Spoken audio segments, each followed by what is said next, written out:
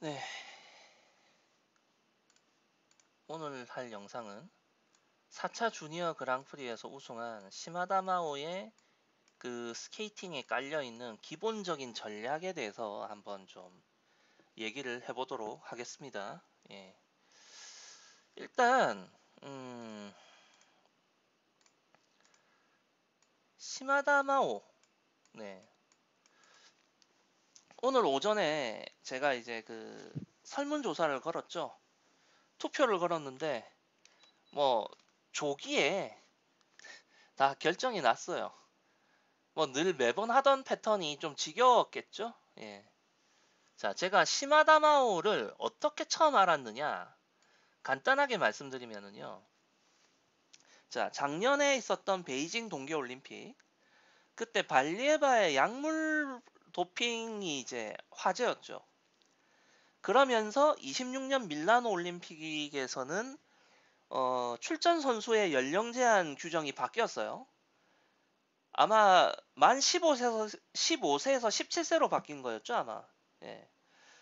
그거 관련해 가지고 이제 뭐 방송국에서 인터뷰를 했죠. 그때 인터뷰 대상이 아마 박빈나 코치였던 걸로 제 기억하는데, 그때 박빈나 코치가 시마다 마오를 언급하면서 뭐 일본에서 뭐 지금 뭐 트리플 악셀도 뛰고 커드도 토도 뛰고 있는 선수가 있는데 이 선수가 밀란 올림픽에 출전할 수 없게 되었다, 뭐 이런 얘기를 하는 거예요. 그래갖고 난 처음에 좀 가소로웠어요, 솔직하게. 요즘 노비스에서부터 커드 연습하는 애가 어디 한둘입니까? 속된 말로. 예? 속된 말로 그 시점에서 놓고 본다면 김유재도 트리플 악셀 연습하고 있었을 거야. 김유성도 하고 있었을 거고. 예. 러시아에는 뭐 그런 애가 한둘인가? 근데 뭐 러시아가 못 나온다고 돼 있고 현재까지는.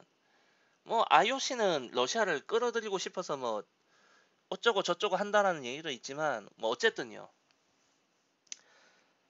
그래서 저는 좀 박빈나 코치가 좀 너무 왜 저러지라는 생각을 했는데, 지난 시즌에 이제 주니어 그랑프리에서 시마다 마오를 딱 처음 보고 나서 들었던 느낌은, 자, 일단 이거예요. 스케이터로서 매력은 정말 없어요. 제가 좋아하는 타입의 스케이터가 아닙니다. 첫째, 솔직하게 외모가 별로예요. 얼굴도 별로고 몸매도 별로고. 그러니까 이쁘다 귀엽다의 느낌이 없거든요. 그럼 스케이터의 어떤 몸짓 뭐 이런 것이 좋으냐? 아니고, 프로그램이 내 스타일이냐? 그것도 아니에요. 오로지 점수 먹는 기계였어. 점수 먹는 기계. 제가 왜 여기서 기계라는 표현을 썼냐면 정확하고 효율적이었습니다. 예. 근데 이게 연기력이나 표현력이나 이런 감상의 영역에서도 좋았다면 좋은 의미로 썼을 건데, 그건 아니어서 조금 부정적인 의미로 제가 쓴 거예요, 방금. 자, 그럼 시마다마오의 얘기를 하는데 내가 왜 뚜베리제 벤치마킹이라는 표현을 썼을까? 이걸 설명하려면 뚜베리제의 전략에 대해서 알아야 될 거 아니에요, 그죠? 자, 그러면 여기서 우리가 주의해야 될 게, 뚜베리제의 전략이라고 하면 뚜베리제 내 팀에 있는 선수들이 대부분이 보여주는 공통된 특징이어야 됩니다. 특정 선수가 가지고 있는 것이 아니라 대부분의 선수가 갖고 있는 특징이어야 돼요. 이해되셨죠? 특정 선수 한 명이 보여주는 특징은 뚜베의 전략이나 코칭이라기보단 그 선수의 특성이라고 봐야 될 가능성이 높죠. 자, 그래서 먼저 뚜베의 피겨 메타를 먼저 얘기해 보겠습니다. 자, 우리가 뚜베리제 하면 누가 먼저 떠오르나요? 맨 처음 떠오르는 게. 그러니까 뚜베리제가 처음에 좀 뭔가 코치로서 일면에 떠오르기 시작한 건 율리아 리프니츠카야죠. 그죠? 실제로 율리아 리프니츠카야부터 최근의 선수들까지 하나로 쭉 일관된 메타가 있어요. 기본에 깔려있는 메타. 자, 그러고 율리아가 부상했던 게 13, 14 시즌이에요. 소치 올림픽 시즌. 자, 그렇다면 율리아가 13, 14 시즌에 부상을 했었죠. 올림픽에도 출전을 했고. 그럼 율리아가 주니어 노비스 시절부터 얘는 이 메타를 만들어서 훈련시키고 있었다는 거죠. 이해되셨어요? 자, 그러면 최소 10년이 넘은 메타라는 거예요. 최소 10년. 최소. 아마 12, 3년 전부터 구상해 왔던 전략이란 얘기야. 자, 신채점제가 올림픽에 처음 적용된 게 2006년입니다. 2006년. 그리고 그 시기에 김연아와 아사다마오는 구채점제에서 피겨를 시작했다가 신채점제가 막 되면서 주니어 그랑프리를 했단 말이에요. 그렇게 성장했기 때문에 그때만 해도 최적화라고 보기 힘들었어요. 이 선수들은. 그래서 이 당시 선수들이 스핀 4레벨을 고르게 딱 꼬박꼬박 받아내는 것 자체가 생각보다 빈도가 높지 않아요. 이 당시에. 그래서 이 당시만 하더라도 뭐 김연아도 처음부터 뭐 스핀 4레벨을 꼬박꼬박 받았던 것도 아니고요. 아사다마오는 더 심했고요. 네. 아사다마오는 그냥 좀 뭐라고 했지? 나 트리플 악셀 뛰었어요. 점프 다 클린했어요. 약간 이런 느낌이거든? 나 좀 점프 좀 뛰었어. 나 1등이지. 약간 이런 느낌. 자뻑 느낌이 좀 강했어, 얘가. 그리고 스피는 막 놓치고, 스파이럴도 놓치고 레벨. 그랬는데 그냥 워낙에 다른 애들은 넘어지고 지 혼자 안 넘어지고 뭐 점프 뛰고 하니까 1등 했던 거지. 사실 주니어 시절에 아사다마오는 굉장히 엉성했어요. 예. 시마다마오하고는 그런 부분에서 대비가 됩니다. 자, 이제 여기서 뚜베 얘기를 하기 전에 자, 그럼 뚜베리제 같은 코치는요, 김연아 아사다마오 같은 선수를 좋아할까요? 특별한 재능이 있는 선수를? 저라면 아닐 것 같아요. 왠지 아세요? 특별한 선수만이 가능한 메타를 쓰면요, 그 선수만 성공해요. 그러면 그 선수가 저 코치 없어도 나 혼자서도 돼. 다른 코치한테 가도 돼. 이게 되거든. 그러나 지금까지 양상을 보세요. 뚜베가 해왔던 메타와 전략에서 어떻습니까? 뚜베 내에서 불만이 있어서 딴 팀 갔다가 다시 돌아오죠. 이해돼요? 메뎁도 오서한테 갔다가 다시 오고, 투르소바도 플루셴코한테 갔다가 다시 돌아오고, 코스톨도 갔다가 돌아오고. 왠지 아세요? 그만큼 뚜베 쪽에 전략 너무 효율적이기 때문이에요. 이걸 다른 팀에서 흉내를 못 내요. 특히 플루셴코, 그러니까 미신 플루셴코 라인처럼 무작정 무식하게 높고 세게만 뛰는 쪽 라인에서는요, 뚜베 내에 이 세련된 꼼수를 못 따라가. 자, 뚜베 내의 가장 핵심적인 메타는요, 완급 조절 및 체력 세이브예요. 제가 얘기했잖아. 효율적인 꼼수라고. 제가 2차 주니어 그랑프리 하고 신지아에게 제가 무슨 얘기했습니까? 신지아 편에서. 힘 조절하라고 했죠. 힘 조절. 뒤쪽에 갔을 때 힘 딸리는 게 보였거든. 참고로 제가 김연아와 아사다마오 비교할 때 내가 둘의 승패는 재능의 차이가 아니라 영리한 자와 어리석은 자의 싸움이었다고 내가 계속 얘기하거든요. 예, 이거. 김연아는 자기의 메타 하에서 이걸 했어요. 아사다마오는 이거하고 완전히 거리가 멀었고요. 참고로 김연아의 경우 밴쿠버 올림픽 프리에서 7번의 점프 중에 4개는 힘을 줘서 뛰는 점프고요. 3개는 힘을 빼고 뛰는 점프예요. 굳이 표현하면. 이런 완급 조절이 있단 말이야. 아사다마오는 그런 게 없어요. 그냥 냅다 세게 뛰다가 지가 힘이 모자라니까 자빠져. 그런 걸 본 게 한두 번이 아닙니다. 그러니까 이런 사본을 끌고 가는 데 있어서의 운영적 측면에서 노하우가 달라요. 김연아와 아사다마오는. 그러니까 이걸 단순히 재능이라고 생각하면 안 돼요. 그러니까 그 옆에서 서포트하는 사람들이 역할이 중요하다는 거지. 물론 김연아의 그런 이 완급 조절이 정말 주변에서 서포트를 한 건지 아니면 그냥 하다가 우연찮게 얻어 걸린 건지는 저도 모르겠지만, 자, 어쨌든 자, 이 완급 조절과 체력을 세이브한다라는 개념이 뭐냐? 네, 일단 3회전 점프는 전부 낮습니다. 네. 자, 여자 싱글에서는 트리플 악셀을 뛰던 쿼드를 뛰던 3회전 점프가 무조건 서너 개가 들어가요. 그죠? 뭐 연결 토룹이 들어가던 단독 점프가 들어가던 7번의 점프 중에서 서너 개는 트리플 점프가 포함이 되거든요. 트리플 점프는 뭐다? 낮게 뛴다라는 거예요. 자, 여기서 낮게 뛴다라는 것이 가지는 의미. 자, 회전력을 주기 위해서 회전 가속을 주는 것은 공기의 저항만 있지 중력의 영향을 안 받죠, 거의. 그러나 높이는 중력에 반해서 뛰어 올라야 돼요. 그래서 일정 영역까지는 회전 가속력에 힘을 주는 것이 굉장히 효율적입니다. 제가 지난번 김유재 트리플 악셀 편에서 얘기했죠. 김유재가 회전 소요 프레임이 60프레임 영상 기준 10프레임이라고, 그리고 이것은 최상위권의 속도라고 제가 얘기했죠. 대략 10프레임에서 11프레임까지는 대부분 러시아나 일본이나 이런 트리플 악셀 이상급 점프를 뛰는 선수들이 효율적으로 점프를 뛰기 위해서 내는 회전 속도예요. 거의.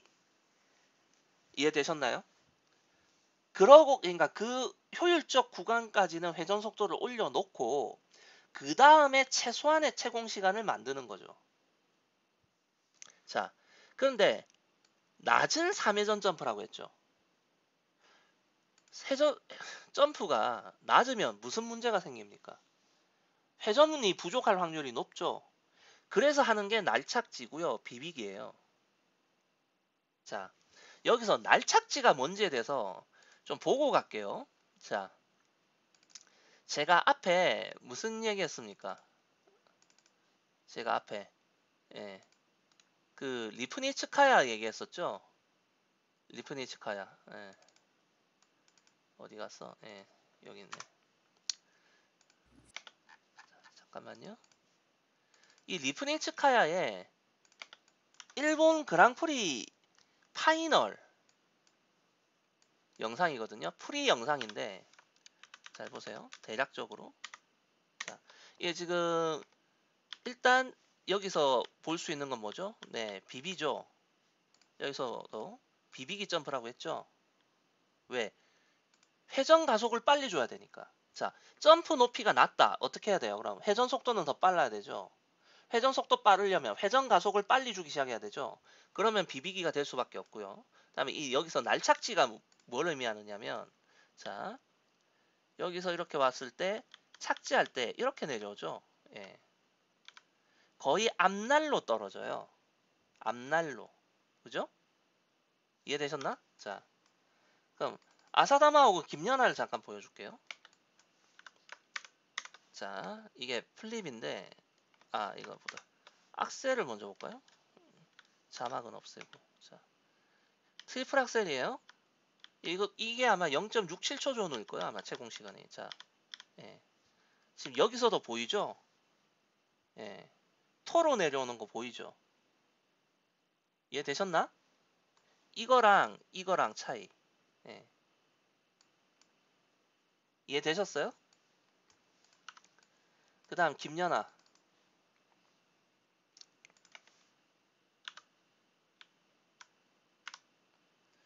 자, 러츠. 아이씨, 자막. 자, 착지. 네. 토로 내려오죠? 이해됐어요? 예. 토를 내려서 내려오는 선수하고 토가 아닌 앞날로 내려오는 선수. 약간 요런 차이거든요. 자, 그럼 이게 무슨 차이냐? 그림판. 자, 김연 아사다마오는 요렇게 내려왔고요. 율리아 리프니츠카야는 이렇게 내려왔단 말이야. 이해됐어요? 1번, 2번. 자, 그럼 이 방향으로 점프를 뛸 때 1번인 선수는요. 똑같은 점프 높이와 회전 속도에서 똑같이 뛰었다고 치면 1번 선수는 요렇게 토픽이 먼저 닿아요. 이게 1번. 그럼 2번인 선수는 어떻게 내려오느냐? 예, 여기서 떨어져요. 처음 빙판에 닿을 때가. 1번과 2번의 차이가 이 착지할 때는 1번과 2번 요 모습으로 차이가 나는 거예요. 자, 그러면 테크니컬 눈에는 어느 쪽이 더 채운 걸로 보일까요? 이해되셨나? 제 말 뜻? 예. 요즘은 한국 선수들도 이렇게 하는 선수가 있어요. 예. 요즘은요. 그러니까 지금 1번과 2번만 하더라도 대략적으로 가상의 점프 높이를 한 3cm? 최소 2에서 4cm 정도. 그러니까 평균적으로 한 3cm 정도는 그 가상의 점프 높이를 얻는 것과 같은 효과거든요. 자, 그럼 3cm라고 하면 대략 어느 정도냐? 대략 채공시간 0.02초라고 생각하세요. 그냥 대략. 예. 채공시간 0.02초를 벌었다. 날착지 해가지고. 그리고 얘네들은 자, 여기서 보면 예. 자, 잘 보면 자, 예, 여기서 날 닿았죠? 싹 틀죠? 이게 자, 닿았을 때 방향은 이 방향이지만 이렇게 오는 게 아니라 거의 이렇게 오죠. 예. 날을 잘 틀어요. 뭐 이런 거는 나중에 가면 자기 토바가 더 예술적으로 합니다만 어쨌든 그러니까 율리아 리프니츠카야 때 이미 이런 짓을 하고 있었어요. 얘네들은 이렇게 김연아는 이렇게 하고 있었을 때고 예. 제가 이제 날착지라는 말의 개념을 좀 알겠어요? 네. 이거를 예를 들어서 율리아 리프니츠카야만 좀 하고 나머지 애들은 안 한다. 그러면 뚜베의 전략이라고 안 하죠. 율리아의 전략이라고 하겠죠, 제가. 근데 뚜베네 애들은 다 이렇게 합니다. 자, 참고로 뭐 아시는 분은 아시겠지만 제 엄마가 13년도에 폐암 판정받고 이제 투병 생활을 하면서 제가 뭐 피겨에 그다지 신경을 쓸 수 있는 시간대가 아니었어요. 14년, 15년에 우리 엄마 돌아가셨고, 예. 그러다가 이제 제가 조금 정신 차리고 피겨를 다시 보기 시작했던 게 17년이거든요. 그래서 제가 17년부터 주니어 그랑프리를 다루면서 영상을 만들기 시작했어요. 블로그에서만 이제 돌려보는 영상이었는데 러시아 애들이 그때 이제 봤던 투르소바, 코스톨 이런 애들이 자꾸 날착지를 하는 거야. 근데 몇 년 전에 봤던 율리아가 자꾸 떠오르더라고요. 생각해보니까 코치가 같아. 아, 이거 의도적이구나 라고 느꼈던 거죠. 그리고 그 당시에 이미 시니어에서 잘 나가고 있었던 메뎁이나 자기토바도 이런 모습을 보여주고 있었어요. 근데 메뎁은 가끔 토가 내려오거든. 메뎁은 가끔씩 이 날착지가 안 되고 토픽을 내려올 때가 있어요. 근데 자기토바는 아주 철저하게 날착지 하거든. 자, 대충 이해되셨죠? 무슨 말인지? 점프 높이를 낮게 뛴다. 이 말은 3회전에서 힘을 아낀다라는 얘기예요. 근데 힘을 아끼기 때문에 회전이 부족할 위험이 있는데 그거는 날착지와 비비기를 이용해서 회전각을 벌어서 때운다는 거죠. 굉장한 꼼수의 연속이죠, 이게. 예. 김연아에 물들어 있던 한국의 피겨 팬들 입장에선 굉장히 꼴불견인 점프예요. 냉정하게 말하면. 그러나 이게 피겨판에서 먹힌다는 거지. 체력 세이브 하는데. 자, 그리고 또 하나 클린 확률을 높이는 게 뭔 줄 아세요? 템포를 일정하게 하는 겁니다. 연기의 처음부터 끝까지. 일정한 템포라는 거는 템포의 변화가 없다는 얘기예요. 템포의 변화가. 그리고 뚜벤의 애들 중에서 프로그램을 정말 스피디한 연기하는 애들 못 봤죠? 없다니까요. 예를 들어서 김연아의 죽음의 무도라든지 셰라자데 같은 것처럼 뭔가 스피디하게 휙휙휙휙 하는 느낌 하나도 없어요. 왜? 그렇게 하면 클린 확률이 떨어지거든. 자, 얘기했잖아. 김연아, 아사다마오 같은 애들만 먹힐 수 있는 전략을 쓰려는 게 아니라니까요. 뚜벤에는 양산이 가능한 메타를 쓰려는 거예요. 언제든지 일정 수준 이상의 선수를 키워낼 수 있는 양산형 메타를 쓰는 겁니다. 양산형 메타. 그래서 어떻게 되느냐? 효율을 따질 수밖에 없는 거예요. 효율. 그래서 일정한 템포. 자, 우리가 마라톤을 보잖아요. 그럼 마라토너 입장에서는 페이스 조절하는 구간도 있고 스퍼트하는 구간도 있을 거야. 그 안에서. 그죠? 그러나 우리 같은 사람 입장에서는 그게 그나물의 그 밥이잖아. 마라토너들이 전력 질주했다가 걸어갔다가 안 하잖아요. 일정한 템포를 유지하죠. 그죠? 이게 4분을 끌고 가면서 클린하기 위한 조건 중에 하나예요. 이렇기 때문에 템포의 변화를 줬던 스케이터들이 클린이 더 힘든 프로그램이라는 걸 알아야 돼. 아시겠어요? 자, 그리고 스피드는 딱 지네들이 감당할 수 있을 만큼의 스피드만 냅니다. 그러나 대체적으로 피지컬이 안 좋은 뚜벤의 애들은 느린 템포를 쓰죠. 특히 자기 토바, 매뎁 이런 애들. 자, 그 다음에 빠르지 않은 연기에 어울리게 트랜지션을 활용. 네, 트랜지션 범벅을 쓰죠. 어차피 트랜지션을 넣기 시작하면 활주 스피드를 확 살리기는 힘들거든요. 대체로 활주 스피드가 일정 이상 스피드를 내기가 힘드니까 겸사겸사 PCS도 올리고 GOE도 올리고 즉 이런 것들을 활용을 해요. 활용을 해서 뭘 한다? 완급 조절, 체력 세이브. 자, 그러면 완급 조절하고 체력을 세이브 해가지고 그걸 어디다 써먹느냐? 힘이 남을 거 아니에요. 그죠? 그럼 남아있는 여력을 뭐에 쓰느냐? 필요한 곳에 투사하는 겁니다. 이게 피겨 뚜베 버전의 메타예요. 율리아 때부터 지금까지 통하는 메타거든요. 다만 세대별로 투사하는 곳이 다를 뿐이에요. 남은 여력을 어떻게 쓰느냐의 방식이 다른 거예요. 자, 1세대 율리아 리프니츠카야. 예, 클린이 목적이었습니다.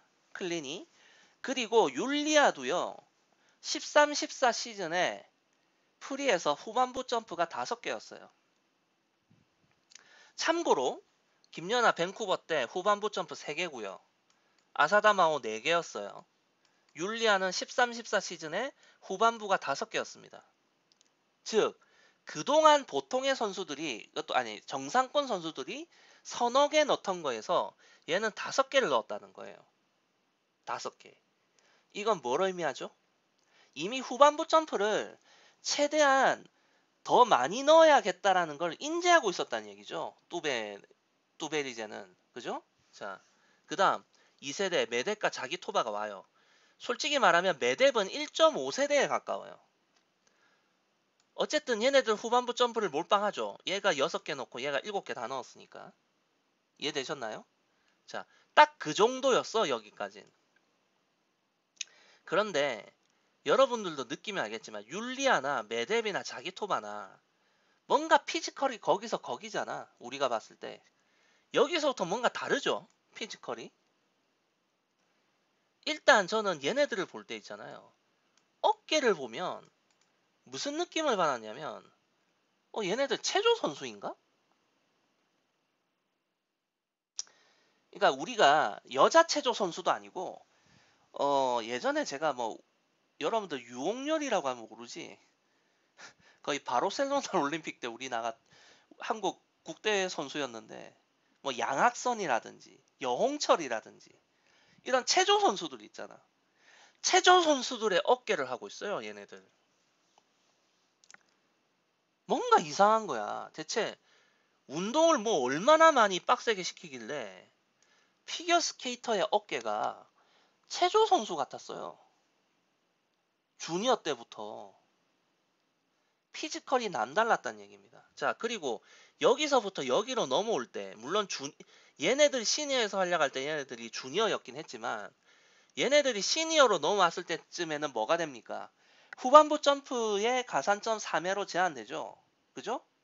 얘네들도 원래는 트리플 악셀이나 쿼드를 한두 개 넣으면서 대부분은 트리플을 띄고 그걸 다 후반부에 넣는 패턴을 했어요. 근데 후반부 점프 3회전으로 가산점이 3에 제한이 되니까 어떻게 합니까? 트리플 악셀과 쿼드를 넣기 시작하죠. 이해됐어요? 자, 이런 거예요. 자, 후반부에 점프를 많이 넣는다는 건 무슨 의미입니까? 점프의 간격이 촘촘해진다는 거죠. 점프의 간격이 촘촘해진다는 건 뭐예요? 클린 확률이 떨어지잖아. 점프를 뛰어서 에너지를 소비하고 그것이 회복될 시간이 짧으니까. 이해되죠? 자, 이런 것들이 다 이거예요. 자, 완급 조절 및 체력 세이브에서 필요한 곳에 투사한다. 이 개념인 겁니다. 아시겠어요? 그러니까 단순하게 점프가 무조건 높은 게 좋은 게 아니거든요. 이 선수가 쓰고 있는 전략과 메타, 상황에 맞느냐가 중요한 거야. 나 솔직히 말하면 신지아 러츠 플립 점프 높이 좋아지고 채공 시간이 막 늘 때 솔직히 그리 좋아하지 않았어요. 왜냐면 그걸 볼 때마다 신지아 트리플 악셀 안 되는구나 라는 생각 들었거든. 여러분들은 그런 생각을 못 하잖아. 예. 쇼트 2분 50초면 뭐 상관없어. 프리를 4분을 끌고 가서 클린을 하겠다라고 딱 전략을 짜려고 들면 이런 체력 조절, 체력 세이브, 완급 조절, 언제 힘을 쓰고 언제 힘을 아끼느냐 이게 굉장히 중요하단 말이에요. 그런 관념이 없이 피겨를 보면 그냥 내가 보는 걸 못 보는 거지 당신들은. 에휴, 자 어쨌든 계속 갑시다. 자, 얘 대충 나왔죠. 예. 이제 여기서 썼던 건 못해. 후반부 점프를 몰빵 못하잖아요. 그죠? 예? 여기서는 할 수 있어도. 자, 그러면 또 어떤 차이가 있는 줄 아세요? 투르소바나 셰르바코바나 코스토나 발리에바가 쿼드를 하나, 두 개 정도 넣을 때까지만 해도요. 프로그램들이 대체로 스피드가 있는 편이었어요. 그러니까 물론 이것이 엄청 빠르다 이런 말이 아니라 나쁘지 않았단 말이야. 스피드가 전체적으로. 왜냐? 러시약이잖아. 러시약. 피지컬이 다르잖아요. 쿼드 한두 개 전반부에 뛰고 조금 체력 세이브 좀 했다가 후반부에 트리플 작은 거 깔짝깔짝깔짝 되면 되잖아. 이해돼요? 그러니까 스피드를 좀 낼 수 있었거든? 그런데 얘네들이 쿼드를 여러 개 넣기 시작하잖아요. 느려졌고요. 느려졌어요. 얘만 스피드를 유지했어. 그런데 그것도 아주 빠른 스피드라기보다는 중간 스피드보다 조금 빠른 스피드. 얘네들은 그냥 느려졌고. 그리고 연기도 트랜지션이 훨씬 줄어요. 왜? 쿼드를 띄어야 되니까. 자, 트랜지션을 넣었을 때 이때만 해도 요때는 트랜지션을 넣는 것이 의미가 있었어. GOE 좀 올리고 PCS 좀 올리고 하는데 의미가 있었어. 그런데 트랜지션이고 나발이고 이거의 기초점으로 다 끝나. 무슨 말인지 알겠죠?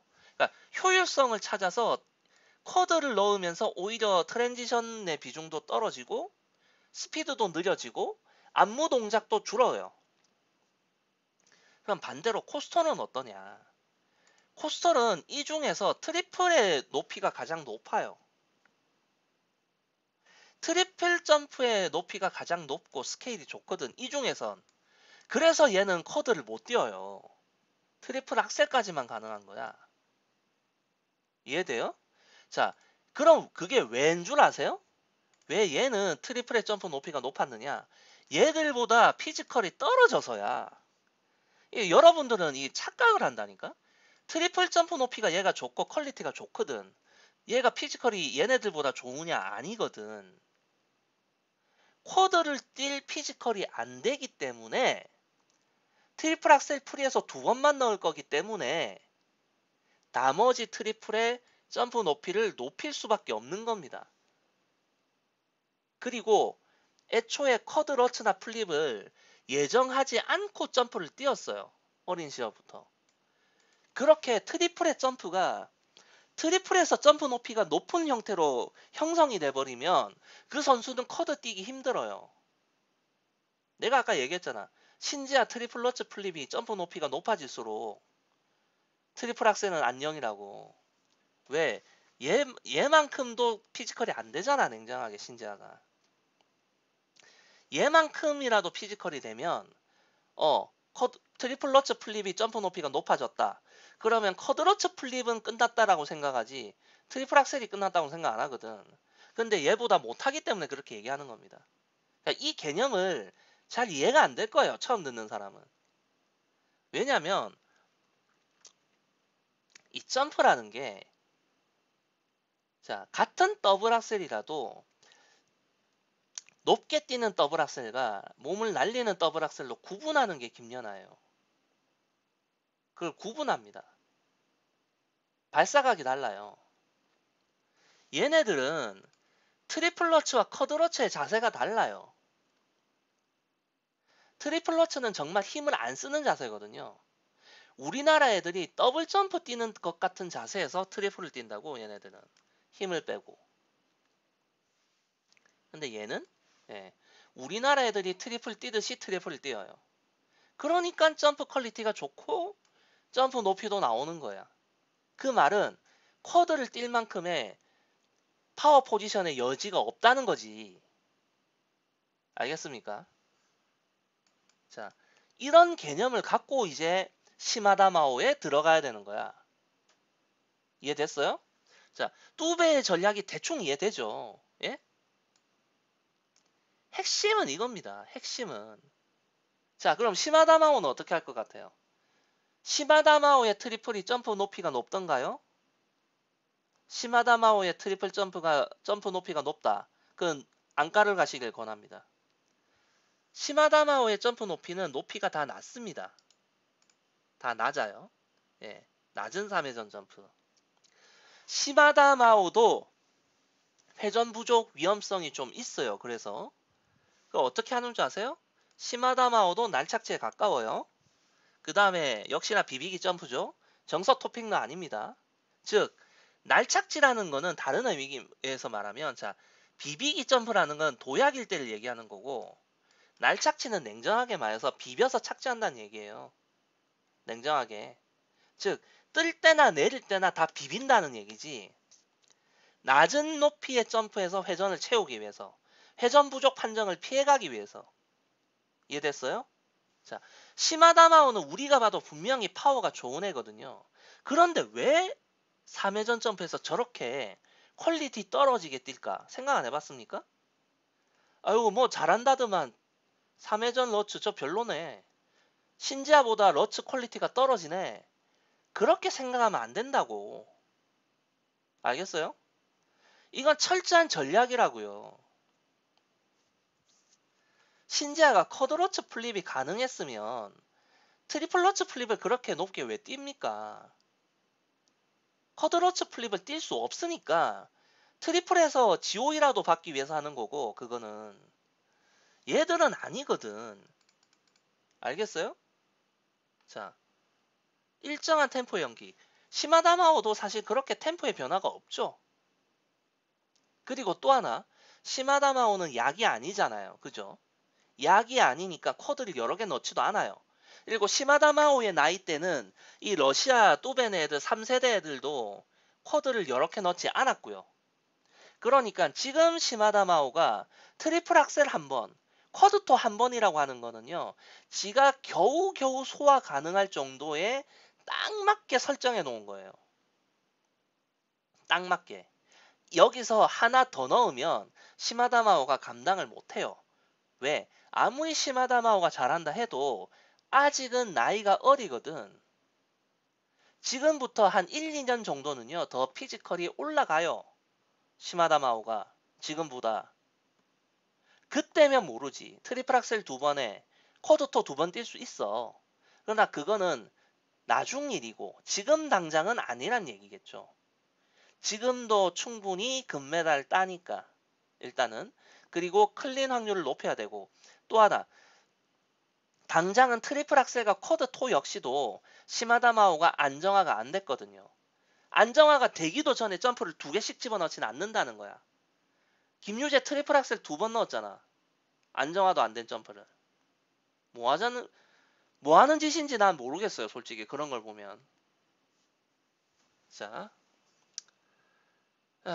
여기서 문제가 뭐냐면 시마다마오는요, 약을 안 해서 아직 그리고 나이가 어려서 얘네들만큼의 피지컬보다는 좀 떨어지거든요. 코스톨 빼고 셰르바코바 빼고 투루소바나 발리에바 때만큼의 피지컬은 안 돼요, 솔직히. 그것 때문에 쿼드 개수가 적은 거를 빼면 더 나은 게 뭔 줄 아세요? 예, 이런 거야. 이게 무서운 거지. 뚜벤의 전략을 잘 벤치마킹해서 쓰고 있다. 그걸로 끝나는 게 아니라고요. 뚜벤의 전략을 그냥 따라만 하는 수준이 아니라는 거지. 응용해서 더 업그레이드 시켜놨다는 거야. 심지어는 얘네들이 갖고 있는 각각의 장점들 있잖아요. 예? 그것들을 골라서 가져온 거야, 이게. 자, 러처 플립의 엣지 구분이 되고 있습니다. 시마다 마오는. 굉장히 중요한 부분이죠. 자, 냉정하게 말해서 뚜벤의 애들이 이렇게 있잖아요. 율리아, 메뎁, 자기토바, 그다음에 투루소바, 셰르바, 코스톨, 발리에바 있잖아요. 그죠? 이 중에서 가장 정석적으로 엣지 구분하는 건 투루소바예요. 여러분들 이상하게 생각하잖아. 투루소바 플립 어텐션 나오고 있는데, 그죠? 근데 나는 왜 이렇게 얘기할까? 투루소바가 원래는 엣지 구분이 되는 메커니즘이었거든. 주니어 1년차 때. 다만 얘가 쓰는 플립의 메커니즘이 쿼드를 띄기 시작하면서 변질된 거고, 기본적으로 갖고 있는 메커니즘은 엣지를 구분할 수 있는 메커니즘인 건 맞아요. 당장은 엣지 판정이 나올 수밖에 없지만. 무슨 말인지 알겠어요? 자, 그런데 여기서 내가 얘기할게요. 만약에 이 러츠 플립을 구분하는 이 투루소바의 이 능력이 모두 대부분이 갖고 있다. 대부분이 비슷한 방식으로 구현한다. 그러면 뚜베 전략이라고 하겠죠. 뚜벤의 메타라고 하겠지. 그럼 이거를 따로 빼지 않고 여기에 넣었을 거예요. 그죠? 투루소바만 있기 때문에 이건 투루소바의 개인적 특성, 개인적 역량이라고 보는 게 맞아요. 그래서 따로 뺀 겁니다. 뚜벤의 기본 전략과 메타에 러처 플립 엣지 구분이 일단 포함됐어요. 자, 이거 얘기 좀 하고 갈게요. 자, 자세하게는 얘기를 못 드리는데, 제가 누군가의 요청으로 어떤 선수의 엣지 교정에 자문을 요청받았어요. 뭐 자문이라고 하면 좀 거창한데 의견을 좀 저한테 물어보는 일이 있었습니다. 어떤 선수의 엣지 교정 때문에. 당연히 누군지는 말 못하고요. 그래서 제가 제 공개 영상에도 지금 올려놓은 건데, 러처 플립 엣지 구분에 관련된 영상을 올려놓은 게, 그게 사실 그 자문 요청에 대한 답변 영상이었어요. 다만 그 영상의 내용은 그 선수가 이러이러하기 때문에 이렇게 해야 돼라는 어떤 제 의견이 아니라, 엣지 플립, 그러니까 러츠와 플립의 엣지를 구분하는 그냥 원론적인 개념에 대한 내용이거든요. 원론적인 개념. 자, 그러면 이 러츠 플립 엣지 구분에 대해서 잠깐 얘기하고 갈게요. 자, 러츠 플립 엣지 구분이, 자, 어떤 방식이 있냐면, 가장 크게는요, 높고 강한 토픽을 쓰는 김연아가 있고요. 예시로. 낮고 빠른 토픽을 쓰는 시마다마오가 있어요. 이야, 내가 시마다마오를 김연아하고 같이 이름을 놓고 있잖아. 알겠어요? 자, 높고 강한 토픽이라는 건 뭐냐면 말 그대로 김연아처럼 토픽을 하는 거예요. 그런데 김연아처럼 토픽 높인다고 해서 높고 강한 토픽이 되는 건 아니야. 김예림이나 뭐 이혜인이나 신지아나 이런 애들이 높고 강한 토픽이 되는 게 아니에요. 토픽을 쓰는 방식이 다르거든. 그건 좀 이따 얘기하고. 자, 높고 강한 토픽이라는 건 뭐냐면 토픽 높이가 높기 때문에 올라갔다가 내려오는데 어느 정도 시간이 걸려요. 그러나 강한 토픽이라는 건 내려올 때 토픽하는 속도는 빠르다는 거예요. 시간은 어느 정도 걸려도 내려 찍는 속도는 빠르다라는 거 아시겠어요? 자, 이럴 때는 어떻게 되느냐? 첫째, 반대 엣지로 시작해서 바른 엣지로 토픽한다입니다. 이 방식은. 자, 러츠를 뛰는데 러츠는 아웃 엣지에서 토픽해야 되죠. 그러나 김연아의 경우 인 엣지에서부터 점프가 시작돼요. 인 엣지에서 시작해서 토픽이 올라갔다가 내려와서 찍을 때는 아웃 엣지인 거예요. 요런 개념입니다. 아시겠어요? 뭐 예를 들어서 한번 다시 김연아 거 잠깐만 보고 갈게요. 자, 여러분들이 이렇게 얘기하면 잘 이해를 못해.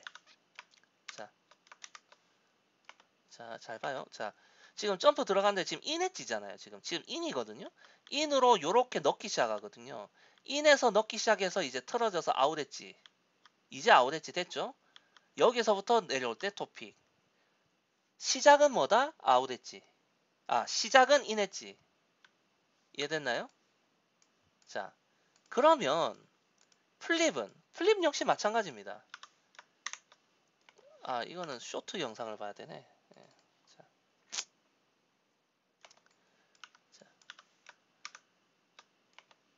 자, 아이고, 쇼트. 자, 터닝을 하죠. 턴을 하는데 잘 보세요. 턴을 하면서 턴 중에 무릎 펴죠. 턴하는 중간에 무릎을 펴요. 무릎을 펴면 어떻게 돼요? 몸이 올라가죠. 그러면서 토픽이 올라가죠. 예, 그죠? 자, 턴이 완료됐을 때 토픽 높이는 이미 올라갔어요. 그죠? 그러고 아웃 엣지죠. 턴이 완료됐을 때. 그 다음에 인을 만들죠. 그러고 토픽이에요. 아시겠어요? 즉 반대 엣지로 시작해서 바른 엣지로 찍는다. 인데 높지만 절대 느리지는 않은 토픽이란 얘기예요. 이게. 그래야 타이밍이 맞거든요. 자, 그러면 시마다마오는 어떤 식이냐? 시마다마오는 전형적인 낮고 빠른 토픽입니다. 자, 예를 들어서 자, 이건 더블 악셀이네. 이게 이제 플립이거든요. 자, 잘 보세요. 자, 이제 턴을 하러 가잖아요. 그죠? 턴을 하는데 무릎 펴거든요. 이 과정에. 자, 다시. 자, 여기서 자, 무릎이 지금 굽혀져 있는 거에서 턴을 하는 중간에 살짝 펴거든요. 예, 김연아는 흡사하죠. 하면서 예, 내려올 때 무릎을 굽히고 있을 때는 이제 이게 빨리 내려오죠. 예, 토픽을 빨리 찍는 거예요. 그리고 턴이 완료됐을 때 인이 되는 건데 문제는 뭐냐면 뭐 굳이 조금 앞서 얘기하자면 김연아나 시마다마오나 굳이 말하면 완벽한 엣지 구분이냐 100%냐 그건 아닙니다. 둘 다 러츠는 거의 100%라고 할 수 있어요. 둘 다. 그런데 플립은 100%가 아니에요. 그거는 김연아의 플립이 실제로 중립 근처에서 많이 만들어지기도 하고 일단 자 잠깐만요. 자 여기서도 보면 뭐가 문제냐면 자 제가 생각하는 개념에서 여기서 인을 너무 빨리 만들어요. 지금 이미 인이잖아요. 그죠? 이 엣지가 토픽이 한 요 정도 왔을 때 만들어져야 되는데 인을 너무 빨리 만들기 때문에 내려오다가 무릎이 좀 빨리 풀리거든요. 그러니까 아웃에서 중립 인으로 오면서 토픽이 되는 게 아니라 아웃 중립 인 되고 이게 인이 다시 중립으로 갈까 말까 하면서 토픽이에요. 그렇기 때문에 조금 위험한 부분이 있고 이 시마다마오도 마찬가지입니다. 사실은. 얘도 문제가 뭐냐면 자 이게 지금 플리를 보는 게 낫나?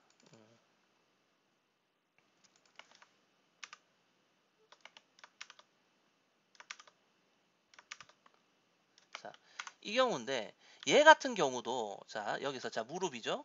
여기서 펴면서 펴죠. 예, 펴면서 올라가죠.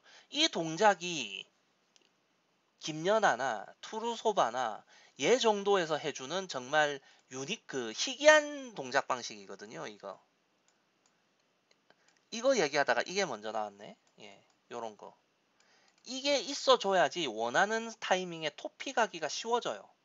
낮은 토픽에서도 파워를 내기가 쉽고요. 러시아 애들 중에서는 이게 아마 투르소바 정도가 됐을 거예요. 코스토로는 내가 잘 모르겠고 나머지는 안 됐어, 이런 동작이. 자, 일단 지금 하던 거 좀 봅시다. 자, 제 개념에 의하면 이렇게 이게 턴을 하는 와중에 아웃 중립 인으로 가서 토픽인데 인이 빨리 만들어지죠. 지금 이미 인이거든요. 예. 그러고 좀 늦어요. 토픽이 여전히. 그리고 인이 한번 된 것이 다시 중립 아웃으로 나가는 방향에서 토픽이거든요. 그래서 좀 아슬아슬해요. 예. 잘 보면 점프를 굉장히 잘 뛴다 싶은 애들도 정작 이럴 때 플립에서 중립 근처에서 간당간당한 선수들이 있어요. 예.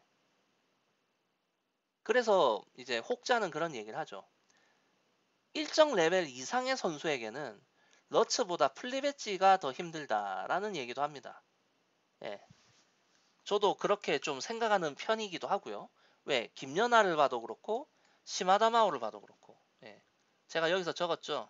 자, 낮고 빠른 토픽 시마다마오. 처음부터 빠른 엣지로 시작하여 토픽한다. 자, 시마다마오의 러츠를 한번 볼까요? 자, 보세요. 자, 아까 김연아하고는 좀 다를 거예요. 자, 여기서 자, 바로 아웃 엣지죠. 바로 아웃 엣지예요. 그리고 토픽. 예. 예. 예. 알겠죠? 김연아하고는 상당히 다르죠. 예. 이게 바로 시마다마오의 엣지 구분 방식이에요.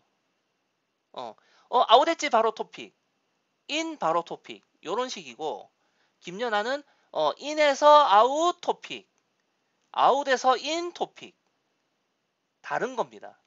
아시겠죠? 그러나 어찌됐든 엣지 구분이 된다라는 것, 즉, 그리고 엣지가 기본적으로 S자를 그릴 수밖에 없어요. 인은 아웃이 되고 아웃은 인이 되는 거예요. 해가 뜨잖아요. 해가 뜨면 달이 지는 거고 달이 뜨면 해가 지는 거예요. 이해됐어요? 그런 개념 하에 있는 기본 개념 하에서 단지 타이밍을 크게 가져가느냐 짧고 간결하게 가져가느냐의 차이인 겁니다. 즉 어떤 식이든지 간에 뭐다? 예. 엣지를 구분하는 하나의 정석들을 보여주고 있는 겁니다. 자, 그러면 내가 투르소바도 이게 된다고 했죠? 투르소바 같은 경우는 좀 웃겨요.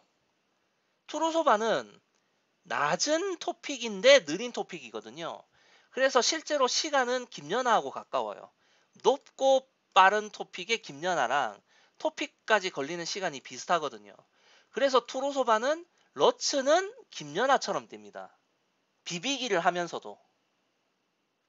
반대로 플립은 낮고 빠른 토픽에 시마다마오 같이 하죠.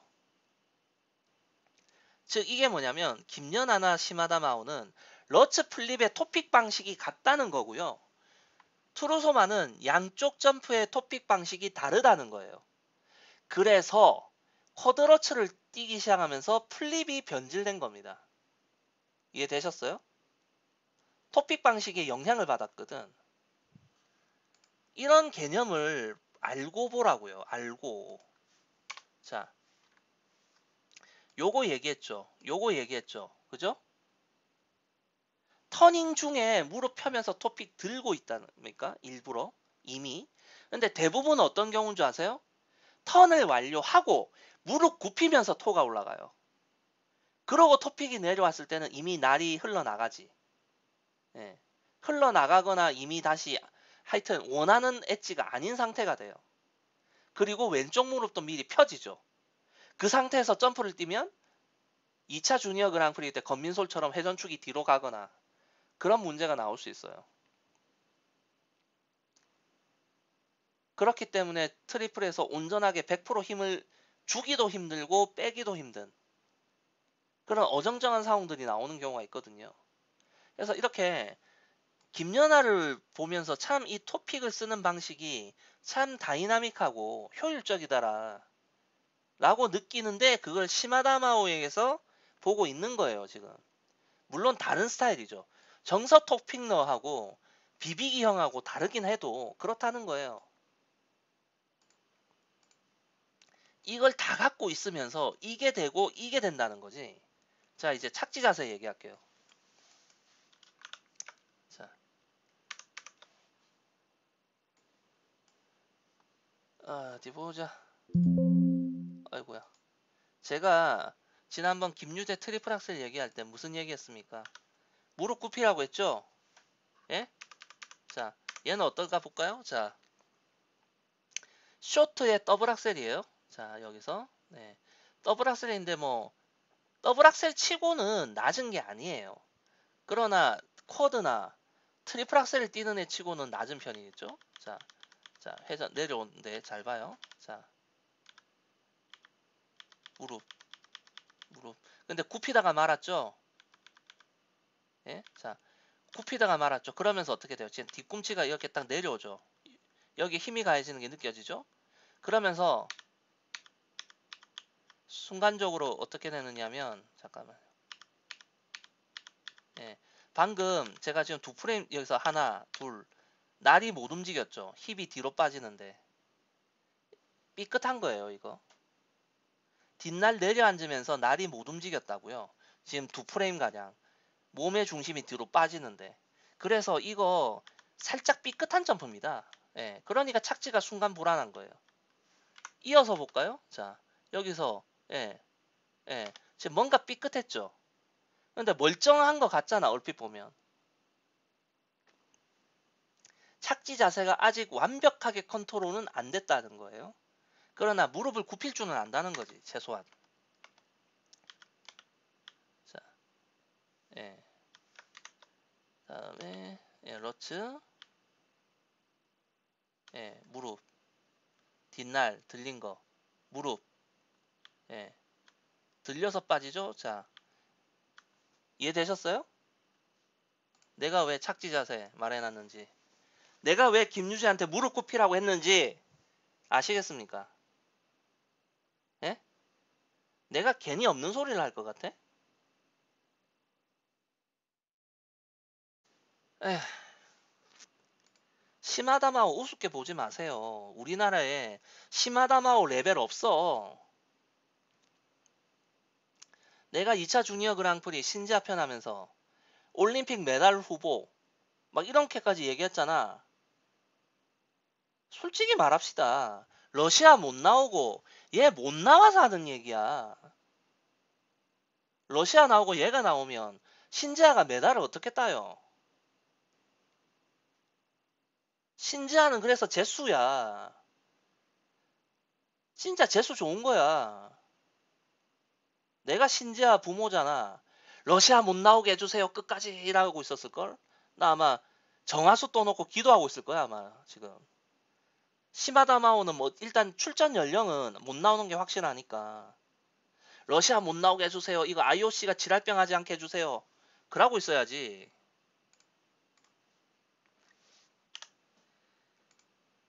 물론 전성기 때의 김연아나 아사다마오까지는 아니더라도 지금 나이를 생각하면은요. 뭐 깔 게 없어요 솔직히. 깔게. 착지 자세. 아까 좀 전에 봤죠. 어떻게 컨트롤 하는지. 아 트리플 악셀 한번 볼까요? 자, 트리플 악셀에서는 어떻게 착지했는지. 자, 자, 지금 회전 부족이에요. 아시겠죠? 이거 그건 알아야 돼. 시마다마오가 제가 자 여기서 네 얘기했죠. 자 낮은 3회전 점프가 가지는 맹점이 뭐였다고요?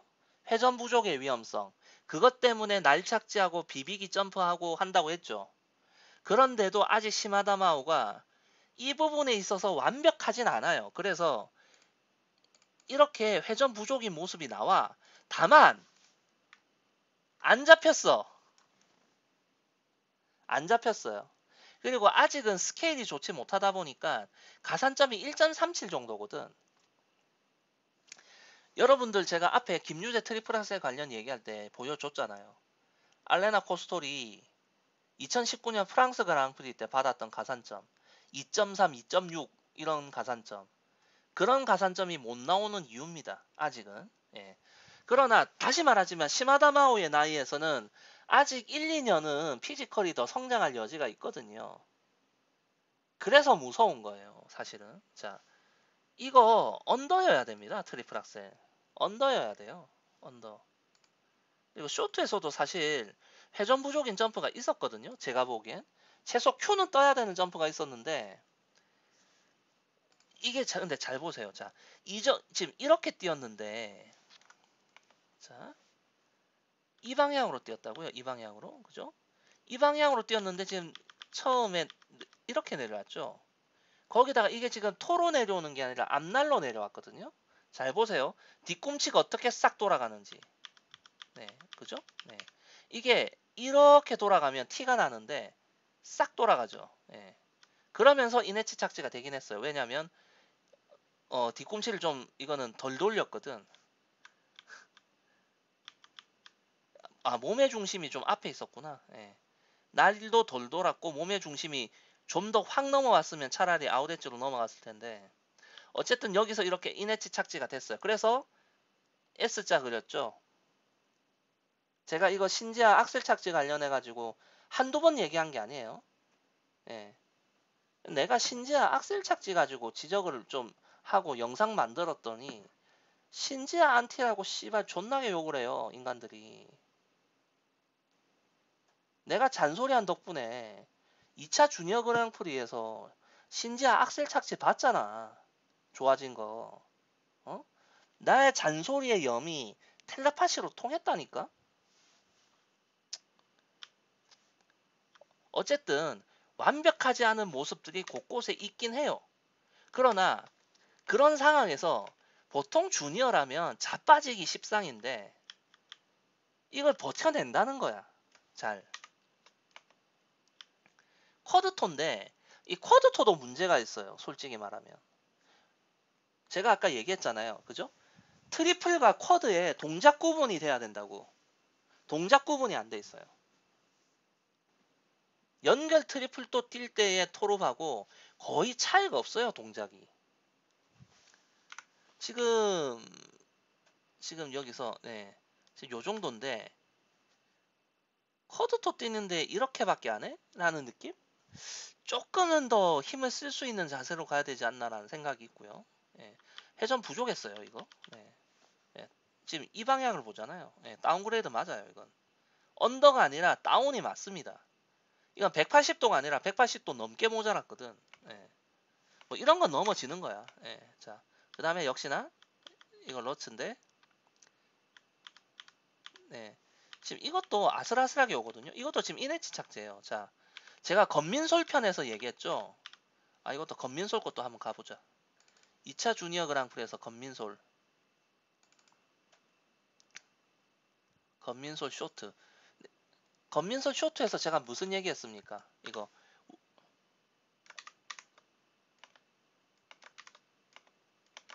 자, 이 플립에서 자, 착지할 때 4분의 1회전 남은 시점. 몸의 무게 중심보다 날이 이쪽에 있다고 했죠. 그죠? 그래서 수직으로 내려오는 것이 좋다고 얘기했죠. 그죠? 그럼 수직이 아니라 이거는 어떨까? 네, 이렇게 내려오면 인엣지 착지죠. 이해됐어요? 이렇게 내려오면 몸의 무게 중심이 뒤로 빠지는 걸 날이 따라가기 힘들고, 이렇게 내려오면 인엣지 착지고, 그래서 수직으로 내려오는 것이 가장 적당한 것이다 라는 얘기를 했죠. 그죠? 지금 건민솔 이게 지금 그래서 문제가 됐었던 거잖아요. 그죠? 기억납니까? 지금 이 경우는 어때요? 수직이 아니라 조금 더 일로 왔죠. 예? 그래서 인엣지 착지가 된 거예요. 지금. 그래서 지금 S자 그리고 깔끔하게 못 빠졌죠. 예. 그리고 또 한 가지 얘기하면 제가 뚜벤의 전략이라고 얘기했지만 생각보다 날착지가 정교하진 않아요. 예. 아니 좋은 거 많이 얘기해줬잖아. 조금 부족한 것도 얘기해줘야지. 그러니까 뚜벤의처럼 날착지를 하려고 하는 건 알겠는데 종종 토가 내려와요. 얘도 종종. 이해됐죠? 제 말 뜻? 그러면서 하여튼 문제가 이럴 때 나타나긴 해요. 근데 거듭 말하지만 나이를 생각해. 어? 그리고 이 나이 때 지금 우리나라 애들을 생각해봐. 없는 거나 마찬가지야, 흠이. 플립. 예, 이것도 날로 잘 내려왔고. 예. 그러니까 어쨌든 간에 뭐라고 해야 되지? 힘을 너무 아껴서 그런가? 시마다 마오는 회전 부족기가 있는 점프가 종종 나와요. 이렇게. 그러니까 이런 부분들이 약점이기는 해요. 예. 그러니까 저런 부분들은 이제 점점 더 꼼꼼하고 섬세하게 컨트롤해 가는 것이 이제 되면 뭐 더 훌륭한 선수가 되는 거고.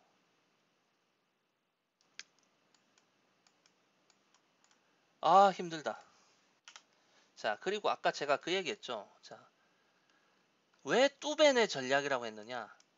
뚜벤의 전략은 이 선수들에게 공통적으로 나타나서라고 했죠. 근데 시마다마오의 전략이라고 제가 표현 썼죠. 여기서. 하마다 코치의 전략이라고 안 했잖아. 그죠? 그거는 뭐냐면 지금 하마다 코치 밑에서 이런 모습을 보여주는 선수가 얘밖에 없잖아, 지금.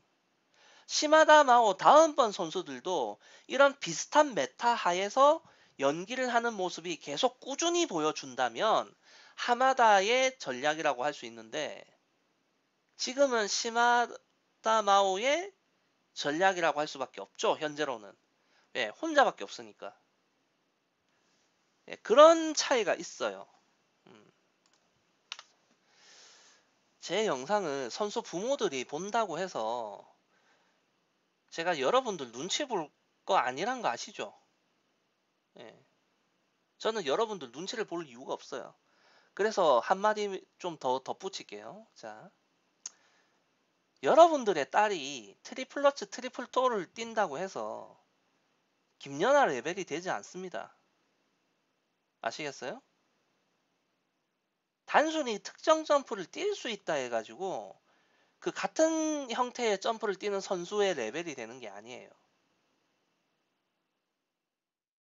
야, 속된 말로 요즘 트리플러츠 트리플 토를 못 뛰는 선수가 몇이나 돼. 아, 물론 더 많겠지. 아, 미안해요. 예.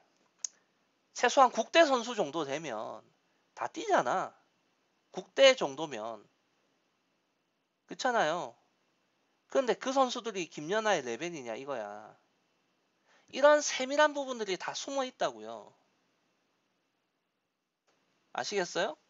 솔직히 말해서 닦아놓고 내가 말하는 착지 자세 되고 있는 선수가 대한민국에 거의 없거든.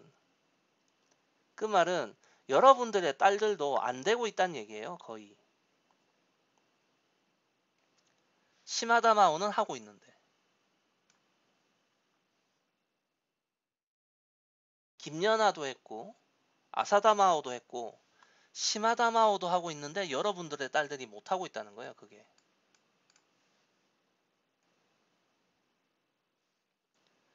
맨날 뭐 김연아 언니가 뭐 롤모델이래. 그러면서 김연아는 어떻게 착지하는지는 안 보나 봐요. 김연아가 토픽을 드는 타이밍이 어떤지는 안 보나 봐. 어떻게 엣지를 구분하는지는 안 보나 봐. 나 같은 방구석 블로그에게도 보이는 건데.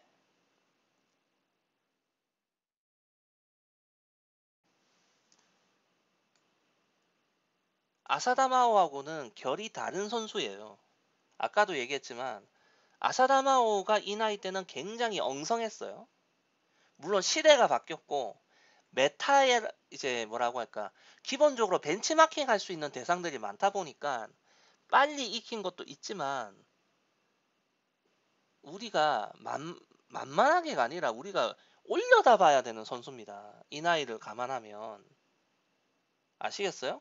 트리플 점프가 높이가 낮다라는 건 절대 비웃음의 대상이 아니에요.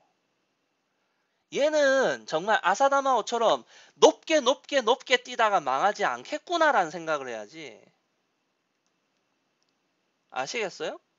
얘는 트리플 악셀과 쿼드에서 쓸 힘을 쓰고 나머지 점프에서는 클린을 위해서 힘 조절하고 있는 거잖아, 지금. 얘가 작정하고 트리플 러치를 작정하고 높게 뛰면 못 뛸 것 같아?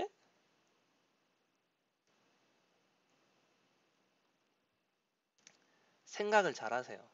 예? 피겨는 그렇게 단순 무식한 게 아니야. 내가 뛸 수 있는 점프를 7가지를 쭉 나열하고 요렇게 뛰어야지 그렇게 하는 게 아니에요. 알겠어요? 여기서 말하는 완급 조절이라는 의미가 김연아한테 가면 무슨 의미가 되는 줄 알아요? 의도했는지 안 했는지 모르겠는데 점프가 뛸 때 특정 점프마다 주로 도약력을 발생하는 다리가 다르잖아요. 러츠 플립 룹은 오른쪽 다리고 악셀 살코 토르는 왼쪽 다리잖아. 이 점프들을 지그재그로 배치해놨다고요, 김연아는. 왜? 그래야지 체력적으로 효율적이니까.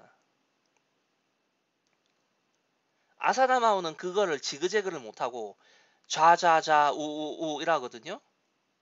그래서 내가 계속 얘기하는 거야. 아사다마오는 멍청하다고. 김연아처럼 영리하지 못해요. 이런 개념 생각도 안 했을 거야. 김연아의 점프를 잘 보면 오른쪽 다리, 왼쪽 다리, 오른쪽 다리, 또 왼쪽 다리, 왼쪽 다리, 오른쪽 다리 이런 식이란 말이야. 어? 근데 아사다마오는 왼쪽, 왼쪽, 왼쪽, 오른쪽, 오른쪽, 오른쪽. 지치겠어, 안 지치겠어? 아, 참고로 이거는 기본적으로 김연아나 아사다마오처럼 빅점퍼들에게 해당하는 얘기고 얘네들 같이 스몰 점퍼 애들한테는 그것도 안 먹히더라고요. 그냥 자자자 우우우를 해도 클린이 되더라고. 왜? 낮게 뛰니까. 이해됐어요? 그러니까 여러분들이 그냥 내 딸도 트리플러츠 트리플도를 뛸 수 있어 라고 생각하면 정말 멍청한 거야, 그거는. 이게 깊이 들어가기 시작하면 점프 구성에서부터 점프를 뛰는 높이, 어떤 방식으로 점프를 뛰는지, 이 점프에서 회전 속도를 얼마나 가져야 되는지, 그런 것들이 하나하나가 다 이 단어에 들어가 있다니까? 내가 2차 주니어 그랑프리한테 신재한테 완급 조절. 말이 쉽지. 말이 쉽지. 아휴. 그거를 시마다 마오는 최소한 김연아만큼 세련되게는 못할지 몰라도 하려고 하고 있다는 거야, 지금. 물론 뚜베네 애들이 하던 거를 이어받아서 하는 거지만 여러분들 그걸 알아야 돼요. 일본이 2차 세계대전 때는 독일 따라서 독일 무기 흉내를 굉장히 많이 냈거든요. 전투기나 탱크나 이런 거. 그리고 2차 세계대전 끝나고 나서 독일이 잘했던 거, 뭐 렌즈 가공술, 또 샤프 펜슬 이런 것들 일본이 다 따라하거든요. 그리고 한동안 피겨에서는 러시아 따라했잖아요. 러시아하고도 밀접했고. 그러니까 이런 게 가능한 거예요. 근데 우리나라는 뭐냐? 러시아를 따라할 수준도 안 됐다는 거지. 따라할 레벨도 안 됐다는 거야. 우리는. 개념도 부족하고. 아유, 역같아. 내가 지금 이런 얘기를 쪽발이한테 하고 있잖아. 지금 씨발. 우리 애들은 뭐 하는 거야?